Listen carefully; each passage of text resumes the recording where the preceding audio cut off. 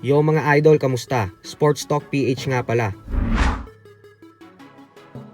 Ang banat ni Lopez, pag-usapan natin yan mga idol. Ngunit bago ang lahat ay huwag kakalimutang mag-subscribe at i-click ang notification bell button for more sports talk. So para nga po sa mga hindi nakakaalam ay formal nang inumpisahan ng ating pambansang kamao Manny Pacquiao ang kanyang pag-e-ensayo para sa kanyang nalalapit na world title fight kontra sa WBC welterweight world champion Mario Barrios na nakatakdang ganapin sa July 19 ngayong taon sa Las Vegas, Nevada. Ang footage po na napapanood ninyo ay ang pangatlong araw ng training ni Pacman na kuha ni Val Wick. Ganun pa man ay napapaisip nga po ang mga fans ngayon na mukhang hindi daw kinuha ni Pacquiao bilang trainer ang kanyang longtime head coach na si Freddie Roach sa laban na ito. Ito po ay dahil wala daw kasing nakikita ang mga fans na pahayag o interviews at mga reaksyon patungkol kay Roach sa pagbabalik ni Pacquiao sa sports ng boxing.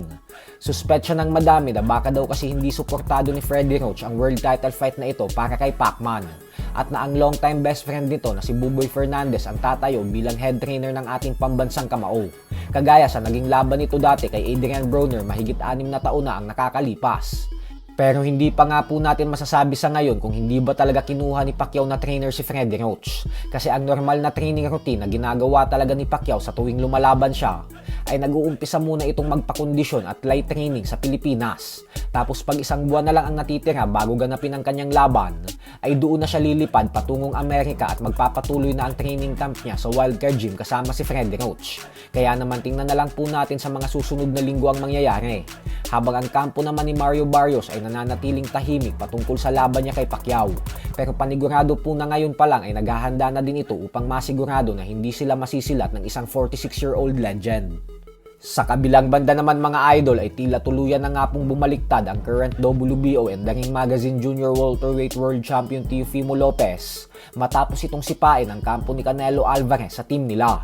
Bumanat po kasi si Teofimo na pumapanig na daw siya ngayon kay Terence Crawford na manalo sa mega showdown ng 2 sa September.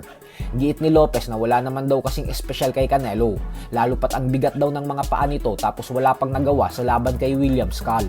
Subalit iginiit nga po ni Lopez na hindi porket kinakampihan niya si Crawford ay kaibigan niya na ito, kasi may alitan din daw silang dalawa, lalo pat matagal niya na umano itong hinahamon pero panay daw ang pag-iwas nito sa kanya.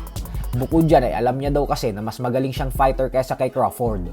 Kaya naman kapag natalo umano ni Crawford si Canelo, ay doon niya din umano mapapatunayan na mas magaling na boksingero din siya kay Canelo. Kaya naman kakaibang mentalidad talaga ang mayroon itong si Teofimo Lopez. So hanggang dito na lang po muna tayo mga idol. Sports Talk PH, kakaiba ang laban ng mga Pinoy. Lakas at dedikasyon ng aros ng tinuon. Kamaong nagbabaga, ang sayo ay babaon.